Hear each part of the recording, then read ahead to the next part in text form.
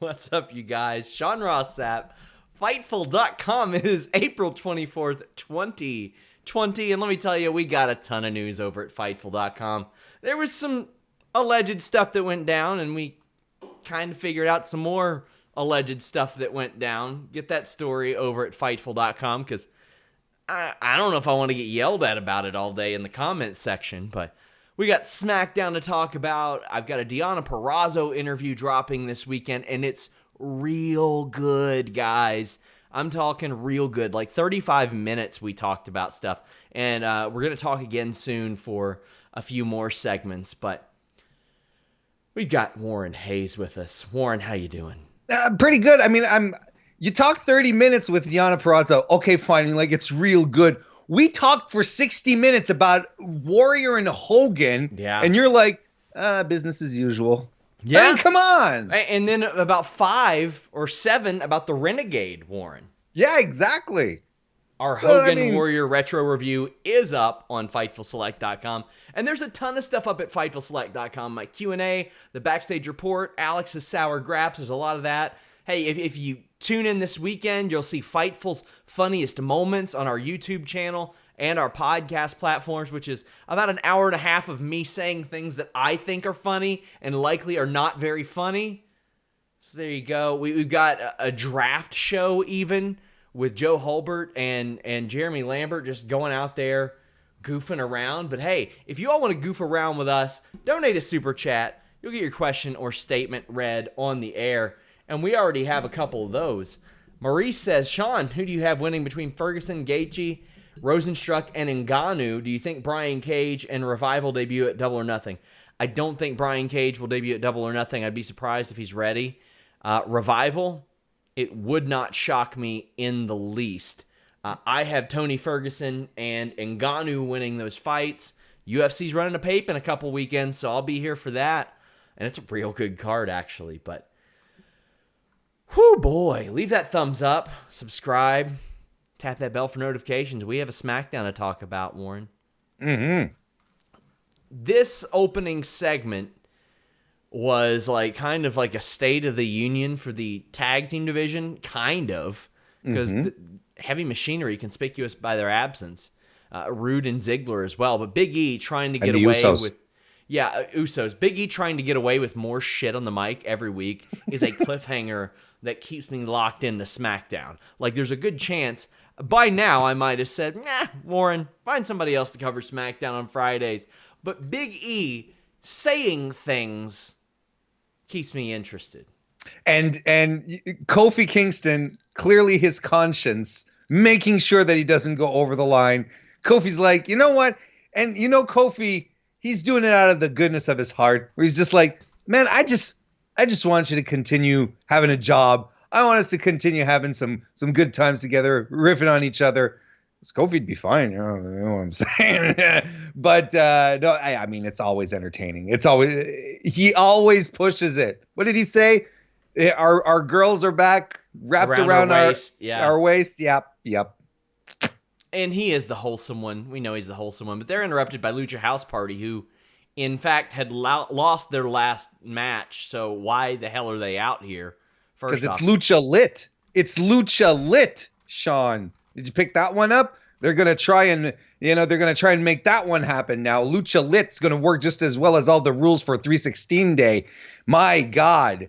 Well, let me tell you, I had no idea Lindsay Dorado spoke English. I did, though. On 205 Live, towards the tail end of his tenure there, he got into a feud with Arya Daivari. And Sean, I was stunned at how good a promo he was. He was so good and natural and freeform and had timing and everything. I'm like, my God, why isn't this guy talking more? They love their talkers in WWE. You've got a natural one there. He was amazing. I wasn't surprised that he was very good tonight. The thing is, it's not like I knew, because I mean, my God, the guy's from Puerto Rico, and I know he worked in the Jersey area for a long time. I had just forgotten, because it had been so long since I had heard him do anything like that. It'd been like 3 years outside of the promos that you were mentioning. Just kind of forgot, man. And I thought he was solid. Metal Leak speaks Spanish, and nobody really knows what he said because Miz and Morrison had come out there, and Miz is like, "You wrestled in Mexico. What did he say?" And he said that the Metal Elite complimented Miz. And Big E's like, no, he didn't. No, he didn't. Forgotten Sons are out. Cutler has shaved his head, Warren. Well, you have to help so that we can tell them apart. So that we can identify who's Wesley Blake and who's Brandon Cutler. Honestly, Steve Cutler even too, because you're not going to be able to differentiate Brandon and Steve Cutler. They're brothers. They're bald brothers.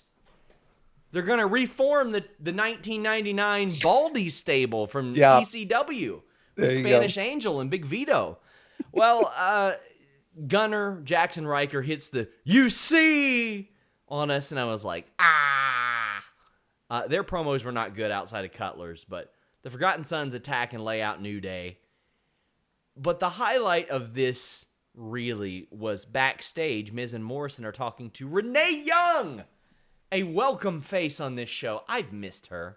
We've missed her so much. It's nothing like having Renee Young around to classy up the place. It was fantastic. So Miz and Morrison won a match with Lucha House Party. This was okay, but I hate those interrupt. I deserve a shot promos. Oh, yeah. Hate them. Especially when the Forgotten Sons have had, one match? Mm-hmm. And Lucha House Party lost their last match. Miz and Morrison, okay, maybe they have a claim because of the singles thing, but it's a bunch of people who either haven't been wrestling or have been losing, wanting a title shot. I guess the only explanation you could give for the Lucha House Party, I mean, because in WWE, Shawn, the one thing that is most important, that trumps win-loss records, is momentum. And coming off of their big rival, the Forgotten Sons need to keep up that momentum. So they lead right into a challenge for the tag team titles, which will hopefully lead them to championships, or if not, just more momentum. Chris Verano, thank you for the super chat. Reminder, guys, donate a super chat if you're watching live at youtube.com/Fightful. We'll read your question or statement on the air. He says, have you noticed WWE is doing a better job at promoting next week's shows? Is that something they got from AEW? Love you, Fightful. Great interview with Mike Bennett. I was telling Warren off the air, I think the Mike Bennett and Deonna Purrazzo interviews are two of the best I've ever done. But I don't think that they got this from AEW because, I mean, they were doing it decades ago. But I don't think that it hurt having the competition promoting stuff ahead of time. Also, they're forced to know what's happening ahead of time a lot more now. I mean, quite frankly, Money in the Bank matches are in the can. They know who's going there, so why not promote some of those matches ahead of time? But, Warren, when I knew that tag title match, Triple H's 25th anniversary, qualifying matches were happening, I'm like, all right, some stuff. It just gives you a reason to look forward to it. And a lot of the times the matches that they're setting up have stakes. They did it again for next week. It makes sense. And it's like you said, in the context, it's something that they have to know because the main pay-per-view has already been taped. But outside of that, they don't have the luxury of flying everyone in and then being like, oh, well, we're going to use you, and you tonight, but not you, and not you, and not you. But you've still been flown. They have to absolutely use the people that are there because they don't have much of a choice. They don't have 100% of the roster. So that probably helps out as well. And to a certain extent, this is always what should have happened. WWE did it before. Why weren't they doing it moving forward? Well, because they were booking by the seat of their pants week after week. A little planning, a little preemptive striking goes a long way. Anakin JMT says, call up Denise to tell us what Metal Leak said. She's not the only Spanish language speaker we have. Melissa, Carlos, Armad, Isa, like we've got a lot of Spanish language speakers. That we got a couple French language speakers too. A couple. You have to remember, Warren, this is a Canadian-based company. Okay. So we have a couple. Okay. Lake Brain Cloud Lock says, I'm just so freaking sick of Baron Corbin.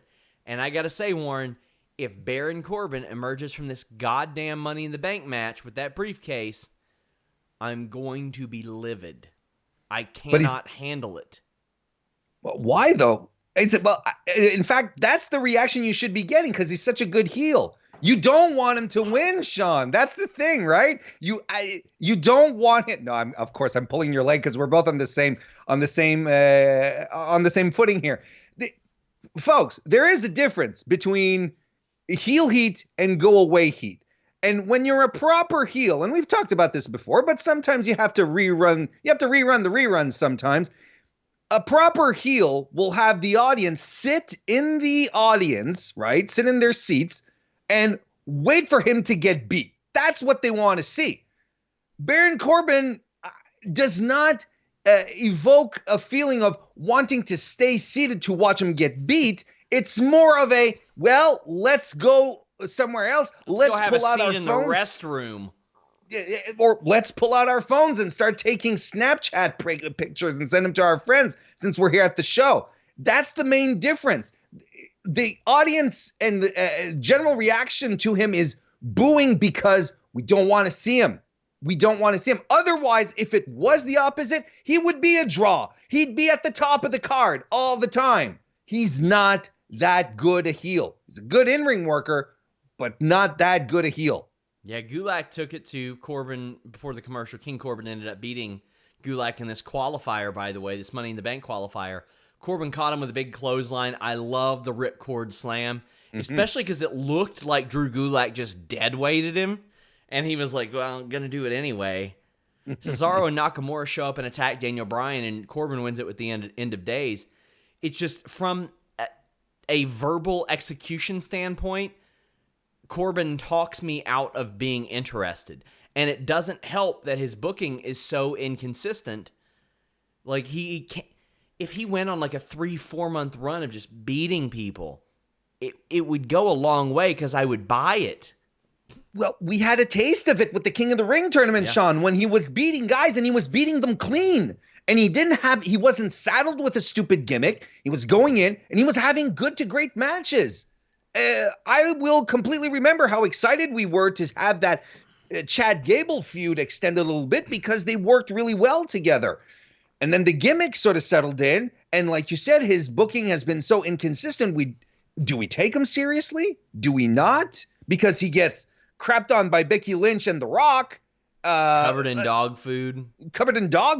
And then, he throws a guy over the balcony, almost kills him. And that was a comical thing, even. Like, you couldn't watch that and see the way that they cut it and even take it seriously. That's true. Now, I'll tell you what I took seriously. That ass whipping he put on Elias backstage. That was a good ass whipping. And then he, threw some lines in at the end, and I'm like, But in the interim of all this, he's there looking at Jeff Hardy, and Jeff Hardy's like, yeah, well, I have a match tonight. And Corbin goes, against who? Like you didn't know. That I feel bad. They scripted him to say that. And then they scripted him to lose in 2 or 3 minutes. It's so frustrating. Anakin JMT says, no one cares to see Corbin get beat up. That just makes him a bad heel.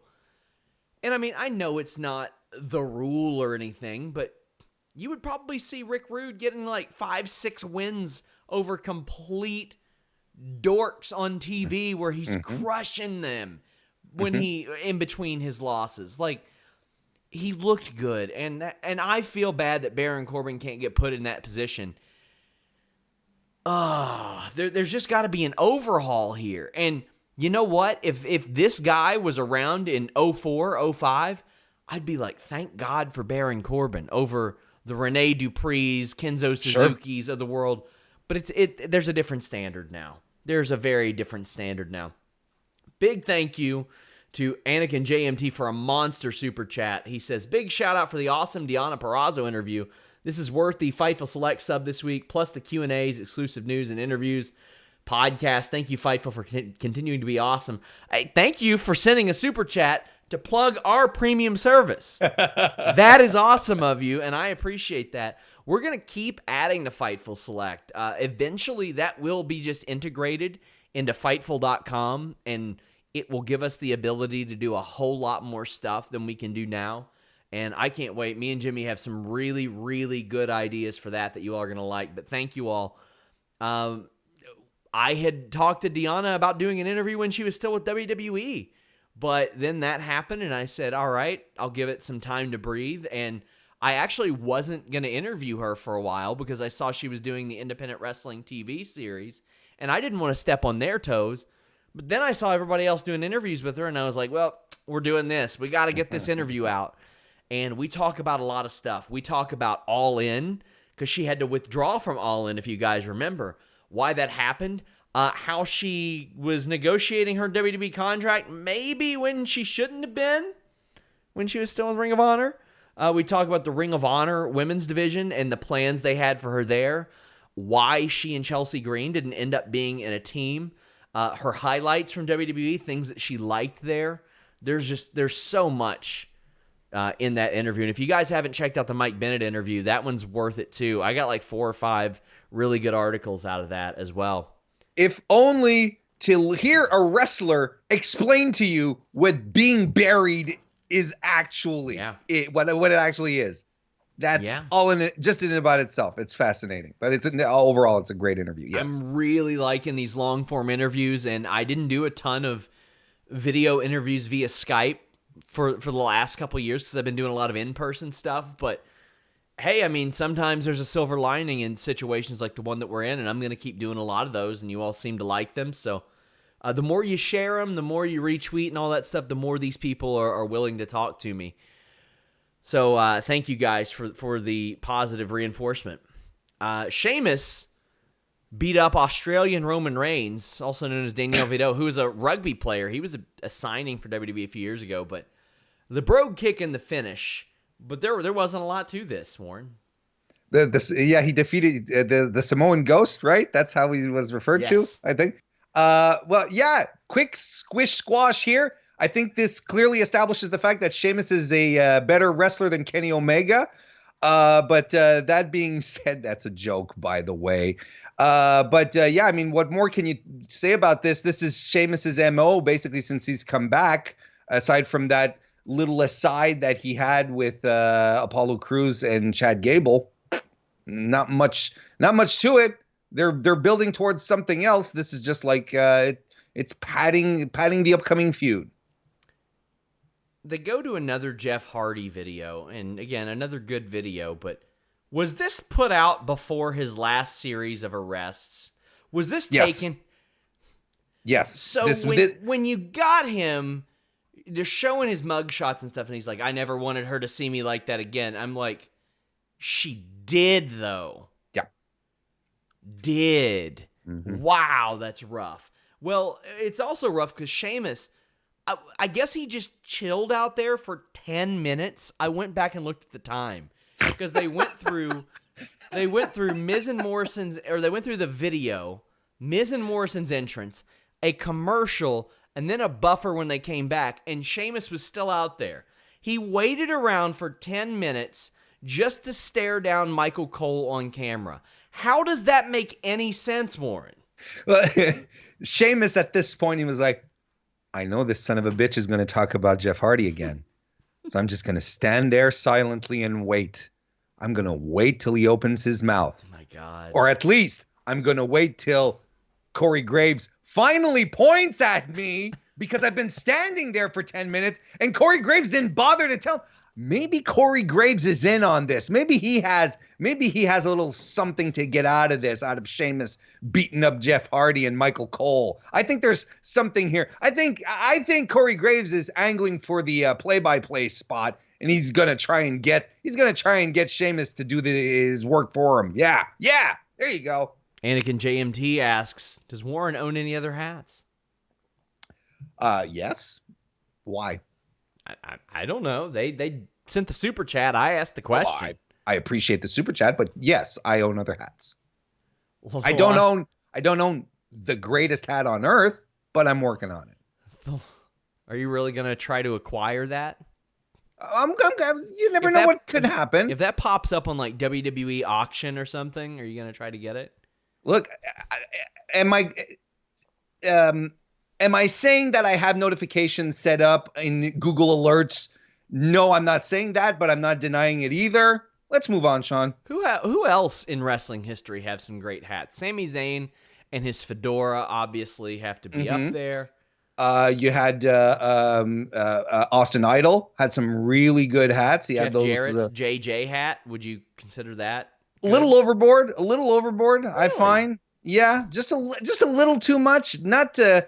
It screams out too much. It's a little too loud. Do you consider Jerry Lawler's crown a hat, or is it? No, that's an accessory. Okay. I'm trying to think. I'm sure there have been some other good ones. I mean, Slick had some good hats. Slick had some good hats. What about Harvey Whippleman? Yeah, well, he had those little. I think it was a little before his time with the like the Kangol type hats. You know, if he had ever turned it around, you know, with the put the front to back, he would have been a precursor. Then we'd all be like, hey, Samuel L. Jackson stealing from our boy Whippleman. Little disappointed no Macho Man Randy Savage brought up throughout all this. Well, again, a little loud. It worked for him. It worked for him. I don't know if I could pull off like neon zebra stripes. That's all I'm saying. Well, there's a lot of things I couldn't put on. I can pull off a lot of hats. The question is, do I want to wear these hats? It's always a question of choice. It always boils down to what you like. I mean, cowboy hats and really Southern hats, Western and Southern hats, a pretty big market for them. Cowboy Bob Orton, Brock Lesnar when he mocked Eddie Guerrero's heritage, like the Undertaker even, like they all wore hats as well. Mm-hmm. Absolutely, there's a long legacy of hat wearing in wrestling. Hey, Stan the Man Hansen, one of the best to ever do it, wore that hat proud. Bradshaw, and you know, in a complete other stratosphere, if you ask me. But what about Ultimate Warrior's baseball cap from that infamous promo where he had the Warrior University gimmick going? I got to stretch this show out, guys. I'm committed to giving you all a 40-minute show at minimum. I don't want to lose my broadcast deal, guys. Jimmy Van says you got to get at least 40 minutes. The network's expecting, right? They're expecting this content. Ramon Noodles says, loving that shirt. Shawn, get one. You know what I'm rocking instead? I'm rocking the Fightful South Beach, the Black Edition. Mm-hmm. How about that? I'm sporting the fact that I'm starving. The Line Drive says, honestly, New Day winning last week made me just think they got it to transition to the Forgotten Sons and get them over. I think they'll need a little bit more to get the Forgotten Sons over, Warren. Yeah, and here's what's interesting. This is what fascinated me tonight with that promo. Usually when a wrestler pulls out his or her military service, they're usually baby faces, right? But you have Jackson Riker, who's like, I'm contrary to everyone here, I was a real Marine or something like that. You know, you see, I used to be a Marine, a real one. And I'm like, okay, so are they making them baby faces? No, they're not making them baby faces because they beat the tar out of the New Day after. So I thought that was interesting. So if you're not going to pull the easy way out or the simple way to get them over, which is to lean upon their military service, what are you going to do? And it's not Wesley. It's not Wesley telling us that they've been gifted with a certain set of skills mentally and physically. Some may call us savages. That's not how they're going to get over. Not with those kind of lines. No.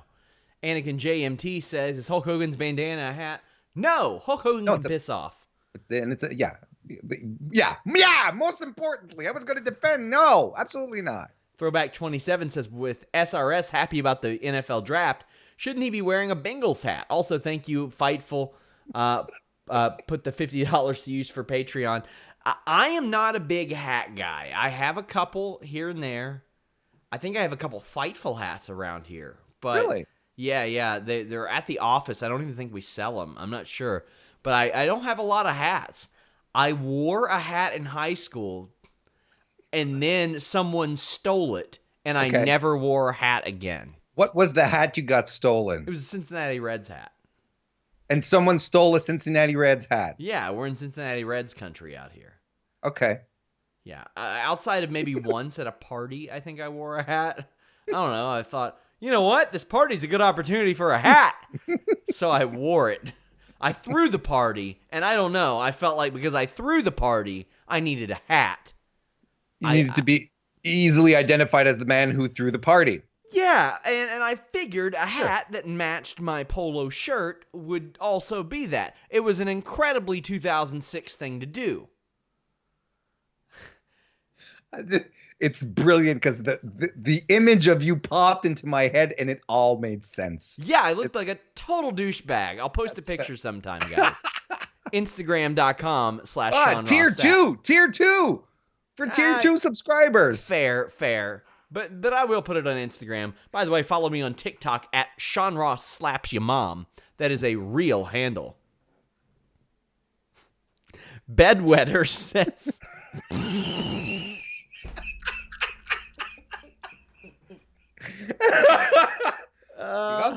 Yep. Bedwetter says, to be honest, why does WWE have so many camera cuts? It gives me a headache. Oh, yeah, I watched your WWE production video from last year. Funny content. Well, I don't have the answer for that. Whenever I ask people, they say it enhances impact. And when they tell me that, they put it in quotes like that, too. So that's why they say that they do it. Aaron J's fan says, will you buy a Burrow jersey? Probably not. I've got like a generic Bengals jersey thing. I feel like if you're a hat guy, you might also be a jersey guy. Like the two kind of go hand in hand if that's your wardrobe. But I wear more like shirts, sweatshirts, stuff like that. I might buy like some sort of comical Joe Burrow sweatshirt, but definitely not a jersey. I don't have that much. I don't have that much skin in the game. As big of a Bengals fan as I am, that's just not me, Warren. How about you? You gonna buy a Joe Burrow jersey?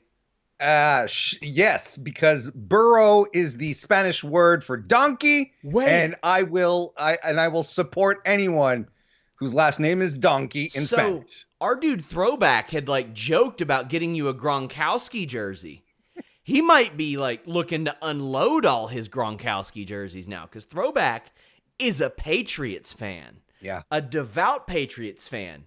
And old Gronkowski, as you call him, I wish I had a compilation of just you and Anna butchering his name. But he's playing for the Bucks now. I've been told. I understand that 24/7 champion. Well, we can talk about it, right? Because he's on SmackDown. I'm here to kill time. Because he's on SmackDown, right? Yeah. Technically, I think he was drafted to SmackDown. He's on the Fox show. It's an interesting setup, isn't it? Because at first, I think we were all kind of like, this is just going to fall away to the side, and they're going to vacate the title. And I was like, vacating the 24/7 title. What a crock of shit that's going to be. But no, like it's actually made headlines. Like Gronkowski back in the NFL while being a WWE champion. I'm like, what? So could they ask for better cross promotion? Honestly, even the Bucks were tweeting about it.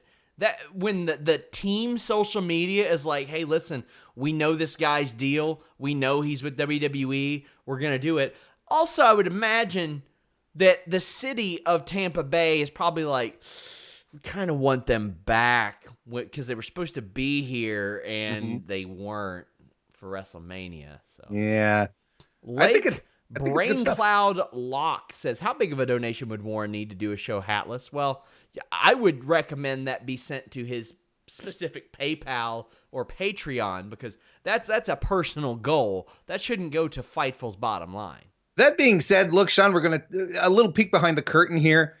The SmackDown review that we did after Shawn got his hair cut, That is an episode where I took off my hat because I have established firmly that I'm the best hair on Fightful. And when we were done with the show, Shawn he gave me the cold shoulder. He was sort of like, all right, well, good show, Warren. Thank you. And I'm like, hey, is everything all right? He said, no, that's fine. It's fine. It's fine. So, like, I've been holding back from unleashing the locks because I feel like Shawn is a little insecure right now. Buddy, so I'm being a good friend at this point. I'm the only man in North America who got a haircut this week. I know. And you're bragging about it. You're bragging about it, Shawn. I live on the edge, man. I do. I live on the edge. I'll inject a little bit of bleach and I'll be fine. That's how I roll, man.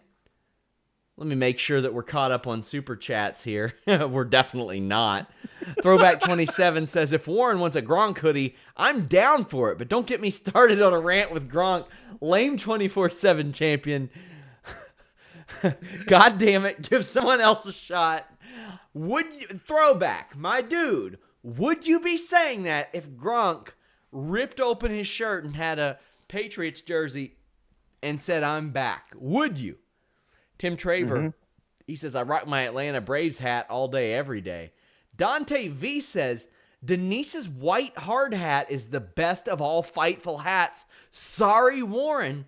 You know, it's funny because when WWE, I think, almost sarcastically put hats on the media there, to which I thought was lame because the talent was not wearing hard hats. I get it. It was a themed thing. They were under construction. Media are there to do a job. Denise is the one who could pull that off. If Denise showed up there in a hard hat, I'd be like, very clever, Denise. That was good because you're the only one who can pull it off. But, yeah, that's why it works for her, because she's got that type of bubbly, quirky personality that can really hammer that home. I'm just saying, you know, if ever there's an event that WWE does requires media to wear tricorn hats, send me. You'll be pleasantly surprised. Oh, will I? You will look like every confused construction worker from a 1990s movie. Like, they're eating their donuts and drinking their coffee on the side of a road or something. They've got flannel on, and somebody comes whizzing by in a car. Hey, what was that? What was that? That'd be you, because your hair would flow all the way out the back. That's right. All out the back. That's right. I'd be like a flannel Johnny Depp. Ooh. Moving on. Lacey Evans defeated Sasha Banks in a Money in the Bank qualifier. I rather enjoyed this match. Bayley looks like she has a nice main event tan going, and I appreciate that. Sasha Banks works over Lacey's arm, and I thought did a really good job. I don't see that knee offense in the corner land much for Sasha these days. But Lacey fired up with a good comeback, but her arm gives out, and she eats a Meteora. Throughout this match, like, I understand Bayley couldn't be on commentary, but I miss her on commentary, Warren, because she's real good. That's an excellent point, because she did bring a lot to commentary over the past couple of times that she's been on there. She's been very, very natural. Grew very easily into this heel character. No, I wouldn't say easily. It took a bit of time, but once she got her groove, that's more like it. Once she got her groove, my God, it's become natural for her now. You can really feel it. Hey, she's even calling out Britt Baker on social media. So, I mean, it all works out. It's all really good. Could have added a little more. I kind of miss a little more of the talent doing commentary now that they're back to a 2-man team, come to think of it, because it did help pad the fact that there's no one in the audience. It was, absolutely. I agree. Banks she beats on the hand even more, and then Lacey gets out of the Banks statement, and then at that point, it was transparent to me, Sasha was not winning this match. I know. Lacey clobbers Sasha with the women's right, but Bayley puts Sasha's feet on the ropes. But the distraction that Bayley gives lasts too long. Sasha has Lacey pinned, but by the time that everything's done, Lacey kicks out, hits a women's right, and that's a wrap. Sasha not happy, but Tamina attacks Bayley at the top of the ramp, And Sasha was checking on Bayley. So as of right now, everything's okay, but a little bit of dissension there. Lacey being in this Money in the Bank match, not the marquee name that I think it needs, but I think all the intrigue in these matches are what in the hell is going to happen in these matches? How are they going to look? And Sasha is... nothing sets up a title program like a huge losing streak, but I think this one could be pulled off the right way. Do I have the confidence in WWE to do it? I don't. No, well, I mean, they've shown us in the past that they can mess up the surest thing. Mm-hmm. You know, Bayley's career in and about itself, leaving NXT was a sure thing, and they managed to bungle that one up. There's a whole slew of examples, but okay, they're still stretching out Bayley and Sasha, and I'm okay with it as long as they pull the trigger on it, because they should have pulled the trigger on this 18 months ago. And if they keep waiting and waiting and waiting and waiting, it's they're going to be in their 60s and no one's going to want to see it at this point. But it has to happen, and it has to happen sooner than later. I was surprised because I really thought the story that they were going to tell was Sasha goes to Money in the Bank, wins the briefcase, hangs it over Bayley's head for a whole, because you could create some beautiful tension there for a long, long time as well. You don't have to cash in on the same night. Don't even have to cash in within a month. But clearly that's not where they're going. Sasha and Bayley are going to have their own program. I'm okay with that. I'm going to tell you, we've been talking a lot about mixing it up out of the horsewomen, creating new women. Well, the Money in the Bank ladder match for the women right now, they ain't no horsewomen in it. You've got Shayna, you've got Asuka, who is really the true proven main. Shayna's a horsewoman. Well, okay, the horsewomen of WWE. My God, she's in WWE. You've been spending too much time on Twitter these days, dude. So Asuka is like the only main roster sure thing that we know of. Then we got Shayna, Dana's in there, Lacey's in there, and next week it's Mandy or Carmella. So there's a whole opportunity to have some new fresh faces in this event and come out maybe looking a little stronger, and I'm okay with that. And I'm going to tell you, at this stage early on, I think an underdog Dana Brooke could be a hell of a win there, because then can you imagine she becomes an instant sensation. Yeah. The minute the match ends, everyone instantly gets behind her. Everyone becomes super excited for when she's going to cash in. It's a perfect opportunity to elevate her at that to that stage, because Shayna already has the chops. Asuka, they can switch on and off whenever they want. It'd be a great opportunity to do it. I'd be behind it. And Dana is something completely new. We've never seen her at the top of NXT, Raw, or SmackDown. Lake Brain Cloud Lock says, not SmackDown related, but did Anthem's plan to buy ROH fall through? I have not heard of anything serious in regards to that. I don't think Ring of Honor's ever been truly up for sale at any point recently. Kiwi Rob says, question for Shawn and Warren. Do you think Sasha versus Bayley feud would be as good as their NXT ones? I think the story could be. Mm-hmm. And if the story is, then I think the matches will be, because I think they've only gotten better since then. But it's a matter of the stage they're given. When they have a match, it should main event the pay-per-view that it's on. That's how I feel. I completely agree. There is oodles of storytelling that is being told and that can be told within the match as well. And what Shawn said is true. As good as their Iron Woman match was, as good as everything they've done in NXT was, they've only improved and they've become more confident in what they do.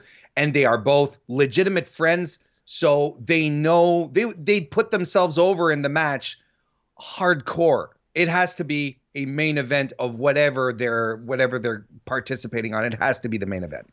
Reminder, leave a thumbs up, subscribe, tap that bell for notifications. But we are on podcast platforms everywhere. If you ever wonder, hey, where are all your shows? I can't find this, can't find that. Fightful.com, FightfulPods.com has them all. I'm going to ban Andrew Stark for this super chat. He says, I thought there weren't supposed to be any fans in the arena, but Bayley had one. Oh. Andrew, I'm not mad. I'm just disappointed. Thank you for the super chat. That I didn't think of that. Throwback 27 says, yes, I would be saying the same thing about Gronk. I'd be livid because of him not doing the right thing and giving someone on NXT a spotlight. I get it. Show the title and it shines, but I'm still crying.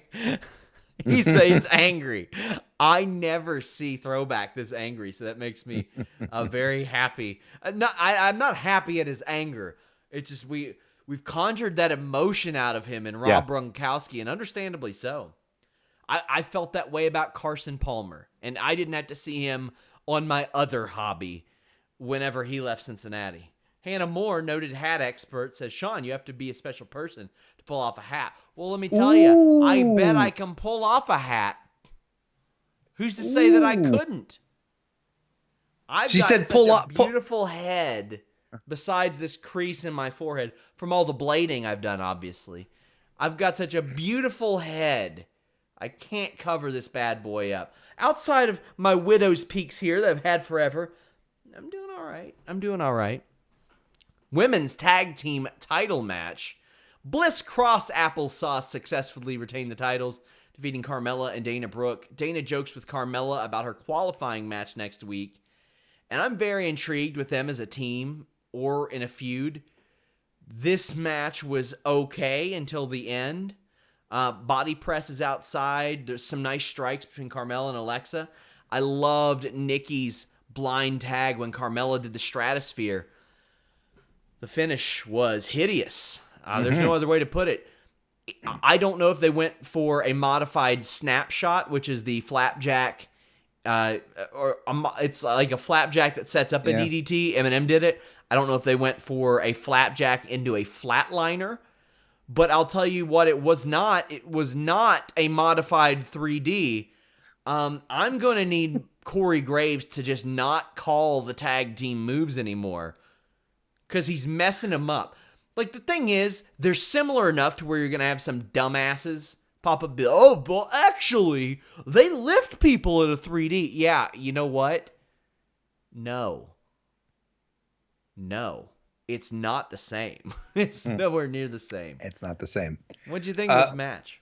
I didn't like it. I didn't think there was anything really to this. I think the talking point really is the idea that 2 weeks ago they established Carmella and Dana Brooke as a tag team, or 3 weeks ago. 2 weeks ago they start showing dissent because Dana Brooke has a singles match. Then they show a little, okay, well, I'll support you because you supported me for Carmella's match next week, and then tonight Carmella loses the match. So the only outcome I see from here is a feud between Dana Brooke and Carmella. And honestly, I was looking at this and I was like, perfect time for Carmella to go back to being a heel. It would be absolutely perfect timing. They need another strong female heel outside of Sasha and Bayley, especially if they want to be able to have some secondary female women's division feuds. Well, they're going to need other heels outside of Sasha and Bayley, who are clearly on a course to feud amongst themselves. So, and we know Carmella is an effective heel. She can do anything. Whatever she does, she's effective in everything. So why not pull the trigger on it?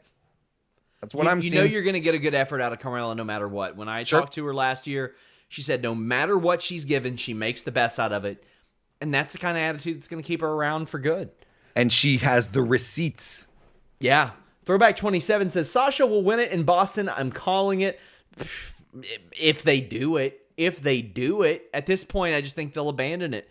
WWE has never given me the confidence to believe they'll pull the trigger on Sasha and Bayley. Throwback also says, also SRS, TD Bank hasn't pulled anything off the site about SummerSlam. Do you think the Garden will pull it in the next few months and be able to do it? Gronk shaking my head. What? He says Gronk shaking my head. I just like to get that little bit of reaction out of him there.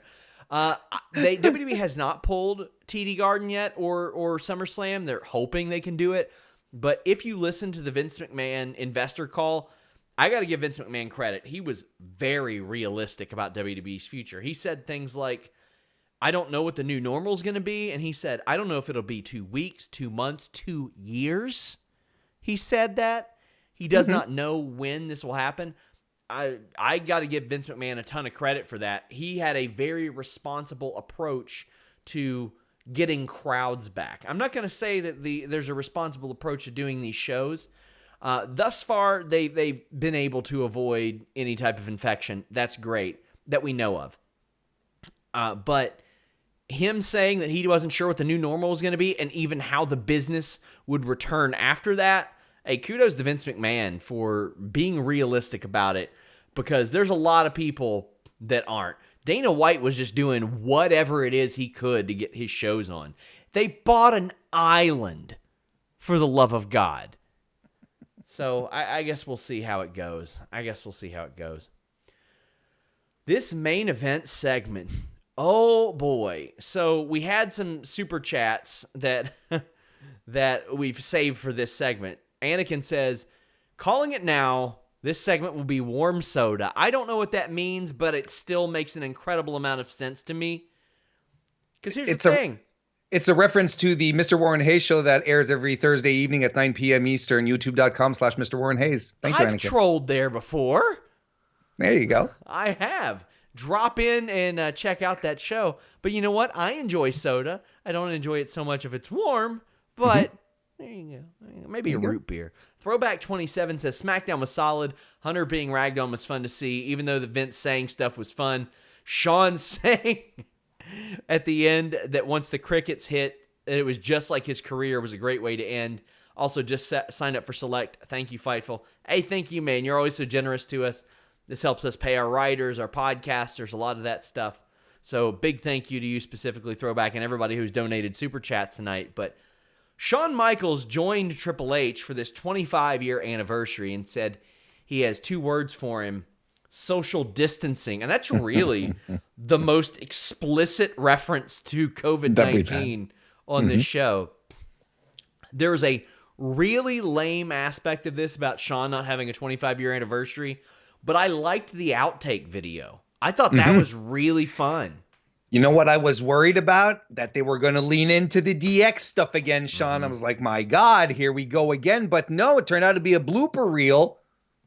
And it was fun. And maybe they pulled this from a DVD that I haven't seen or one of the million documentaries, but there was stuff there that I don't remember seeing, and that was really cool. Yeah, absolutely. We see him losing a lot at WrestleMania, and he's like, how many times have you lost, Shawn? And he was like, this night's about you, okay? Which I loved. Shawn brings up Stephanie No Fun McMahon, who then calls and says, you tell that no good, lazy-eyed, and then Triple H hangs up. That was good.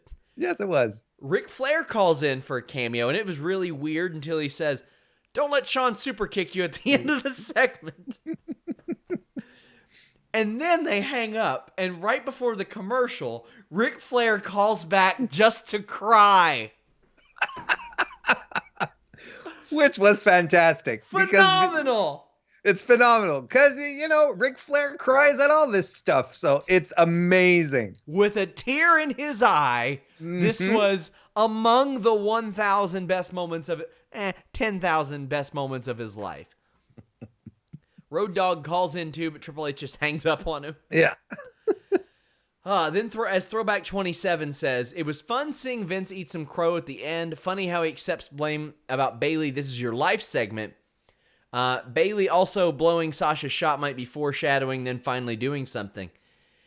I hope so on the latter. The Vince stuff was real awkward to me, Warren. Yeah, it was to me too. He ain't Mr. McMahon anymore. No, and it felt a little deconstructed. I don't think Vince was sticking to the script, I don't think he has been for a long time. It ain't good anymore. Which is really strange. Anyway, but it was awkward. I tweeted out, I said, I think Vince's stand-up routine needs some work because I think he was trying to land some jokes, try to tell some stories, and they were just like going, "Whoop, we're coming back over here. Whoop, this one's going this way." I did like the fact that the calling out specifically the Bayley this is your life segment as a boring one. I was like, wow, okay, this is pretty self-aware. And then he said, but it's not Bayley's fault. And I'm like, Alexa Bliss was in there too. Yeah. I don't know exactly what that meant, but he did say it wasn't Bayley's fault. Whew. But, okay. I'm not quite sure who he was pointing out there. I mean, admittedly, at first, I thought he was just going to say it's not as bad as Bayley. Because he waited a little bit, and I was like, damn, Vince, she was just on the show. Mm-hmm. But it was a bad segment, but, and I get it. They were busting balls and all this stuff, but I don't know. It didn't.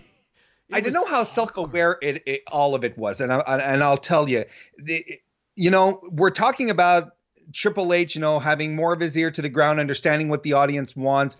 This was not the Triple H 25th anniversary celebration that I was expecting. I wasn't expecting it to be a roast session with some bits, and I thought it was delightful. I had a good time watching it. Got some chuckles. I thought it was fun. I like the fact that I like the fact that just having people call in on FaceTime was a good way to get other people on. Steph calling in with Shawn Michaels making faces. It was stupid. It was a good kind of stupid. And so we always have this understanding that Triple H has his ear to the ground. So we have this good segment with him and Shawn, and it feels well put together, very natural. Then Vince comes out, and Vince ruins the party. Literally, he comes out with his stories talking about how he thinks this is boring when it's not. Yeah. And then he starts pulling out other boring things, and then he's like, you know what, we're done. And it all sort of falls apart. He walks out, and they shut the lights off. So I don't know. To me, there was something extremely meta about everything we were seeing here, where everything's going well. Everyone's having a good time. And then Vince comes in to sort of lay down the law, and then everything goes to shit. Yeah. And I'm like, wow, if that was the intention, there's some next level thinking going on right now. Yeah. And Vince said, he used some interesting terminology. He said, you're going out like this? I was like, ooh, Triple H didn't work WrestleMania this year. Who knows, man? Yeah. Well, that was SmackDown. We did have some additional news today, and I wanted to kind of provide some background because I found out some more on this. The AEW news. Initially, when I heard it from someone in AEW that's like, hey, we're going live. And I was like, that's a bad idea. Then I found out, well, they're going live, then they're taping multiple weeks. Don't mind that much. AEW's got to survive on their TV deals right now, but I wish that these wrestling companies were in a position where they just didn't have to produce wrestling content. Unfortunately, they're not. And the WWE model is a lot different. WWE could run as things are right now, they could run events with no fans in them for 5 years. And not only are they surviving, they're thriving. AEW gets a good chunk of money from their gates. And that ain't the case anymore. But they're going live in a couple weeks. They're taping and doing semi-taped stuff for a while. And then they are doing Double or Nothing live. Warren, I know that you talked a bit about this on your Patreon, which I encourage people to check out. But any abbreviated thoughts to kind of preview that? It's a question of lesser of evils in this situation, because there is the best solution would be to just say, we're taking a break. We're stopping, because no one needs wrestling at this point. We don't need it. It's not something that's required. We're happy to have it, but I'd be even happier if the talent, the staff would just be able to stay home, stay safe, and keep their families safe at the same time, because, it's a transmittable disease. And even though you're asymptomatic, you can still be carrying it. Basically those are my thoughts. It's still not a good look. It's the best of a bad situation, but it's still a bad situation. Yeah, and I gotta say, I've heard nothing but really good things about how Tony Khan is treating his staff, including those who are on per-show basis situations. Also, I think it's worth noting, AEW didn't push for this to happen. They waited until the executive order was put up, and then they started to do this again. They shut down when Georgia shut down. They didn't run tapings there again when they could have just come back that weekend and put a bunch more shows in the can. They waited until the executive order, and then they started to do their shows again. I didn't get messages from Orange County Sheriff saying that they went to AEW and ordered them to shut down, but that happened in WWE. So, yeah, it's Roger Acevedo says, Triple H getting his water taken away was great. Yeah. It was. I like that spot too. The Line Drive said, quick question, has Vince ever said I love you to Shane on TV? Probably not. Maybe not so. Ever in person either. Anakin says, Bayley tweeted out, call me Gene Snitsky because it wasn't my fault. Wow. Respect. I love it. I respect that. Well, Warren, I get the feeling they'll like your YouTube channel as well. Tell them about it. Tell them, Warren! YouTube.com/Mr. Warren Hayes is where it all happens. I do a weekly wrestling recap show every Thursday night at 9 p.m. Eastern Standard Time. If you want to find out what all this warm soda business is about, that's a gimmick I run. So come check that out. YouTube.com/Mr. Warren Hayes. Subscribe now, hit the bell, and do all that stuff. Plus, well, there's pay-per-views coming up, so I'll be doing prediction shows with other podcasters within the community as well. So that'll be a fun time. Otherwise, you can follow me on Twitter without a problem. It's at Mr. Warren Hayes. When are you going to interview Peggy Lee Leather about her part in AWA Superclash 3? She says she only wants to talk to you. On that note, leave a thumbs up, subscribe. Fightful's funniest moments this weekend. You have the Distraction podcast as well, but that Deonna Purrazzo interview is a good one, and it drops on Saturday. Thank you guys so much. I really appreciate all the generosity, all the super chats. Shout out to Throwback 27, biggest Buccaneers fan in the world. We're out.